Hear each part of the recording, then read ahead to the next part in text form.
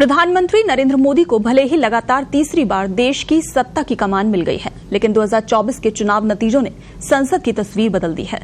देश में नरेंद्र मोदी के नेतृत्व में सरकार बनने के बाद से बीजेपी नेतृत्व वाले एनडीए के हर कदम पर बीजेडी साथ खड़ी नजर आई। 2014 से लेकर 2024 के चुनाव से पहले तक बीजेपी के हर मौकों पर बीजेडी समर्थन करती रही है। धारा 370 को निरस्त करने वाले विधेयक, 3 तलाक को गैर कानूनी बनाने वाले विधेयक और नागरिकता संशोधन विधेयक सहित कई अहम मौकों पर संसद में मोदी सरकार के साथ बीजेडी खड़ी रही। लोकसभा में विपक्ष ने जब जब मोदी सरकार के खिलाफ अविश्वास प्रस्ताव लाने का काम किया, तब तब नवीन पटनायक की बीजेडी संकट मोचक बनी। लोकसभा में 2014 से 2024 तक बीजेपी अपने दम पर हर बिल पास करा लेती थी, क्योंकि उसके पास बहुमत का आंकड़ा था। राज्यसभा में उसके पास बहुमत न होने के चलते बीजेडी और वाईएसआर कांग्रेस जैसे दल ही मोदी सरकार का सहारा बनते रहे हैं। इन दोनों दलों का समर्थन जुटाकर राज्यसभा की बाधा भी पार कर ली जाती थी। लेकिन 2024 के लोकसभा चुनाव के बाद स्थिति बदल गई है। ओडिशा की सत्ता गंवाने और लोकसभा चुनाव में करारी हार के बाद नवीन पटनायक की सियासत बदल गई है। चुनाव नतीजों के बाद ही पटनायक ने साफ कर दिया है कि बीजेडी अब विपक्ष की भूमिका निभाएगी, जिसकी झलक बुधवार को राज्यसभा में देखने को मिली।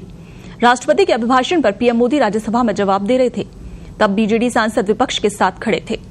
राज्यसभा में पीएम मोदी के भाषण के दौरान विपक्षी सांसदों ने नारे लगाए, तो साथ में बीजेडी नेता सस्मित पात्रा के नेतृत्व में उनकी पार्टी के नेता भी शामिल थे। विपक्ष के साथ बीजेडी सांसद भी नारेबाजी राज्यसभा में कर रहे थे। पीएम मोदी के भाषण के दौरान जब इंडिया गठबंधन के दलों ने वॉकआउट किया, तो उसमें बीजेडी के सांसद थे। एक हफ्ते के अंदर ही दूसरा मौका था जब बीजेडी सांसदों ने राज्यसभा से वॉकआउट किया। बीजेडी के सांसदों ने पेपर लीक और नीट जैसी परीक्षाओं में धांधली पर चर्चा की मांग को लेकर 28 जून को भी सदन में विपक्षी इंडिया गठबंधन के विरोध में शामिल हुए थे।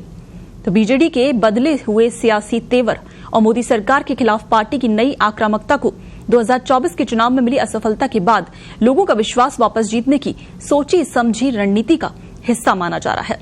बीजेडी विपक्ष की भूमिका में रहकर अपनी छवि को बेहतर बनाने में जुटी है, जिसके चलते ही इंडिया गठबंधन के साथ कदमताल करती हुई दिख रही है। हालांकि बीजेडी सुप्रीमो और पूर्व सीएम पटनायक ने अपनी पार्टी के राज्यसभा के सांसदों के साथ बैठक कर कहा था कि पार्टी ओडिशा के हितों की रक्षा के लिए हर संभव प्रयास करेगी। पटनायक ने साफ कह दिया था कि अब बीजेपी का समर्थन नहीं, सिर्फ विरोध। बीजेडी सांसदों ने राज्यसभा में विपक्ष के साथ वॉकआउट कर अपने संकेत दे दिए हैं। आपको बता दें कि नवीन पटनायक की बीजेडी में आए सियासी बदलाव इसलिए भी अहम है क्योंकि राज्यसभा में अभी उनके 9 सदस्य हैं। बीजेपी के पास अभी भी राज्यसभा में अपने दम पर बहुमत का नंबर नहीं है।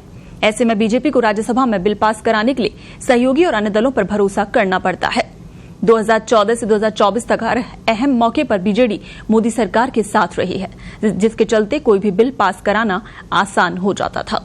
लेकिन अब बीजेडी के ये बदले हुए तेवर से उच्च सदन में बीजेपी के लिए चिंता बढ़ गई है।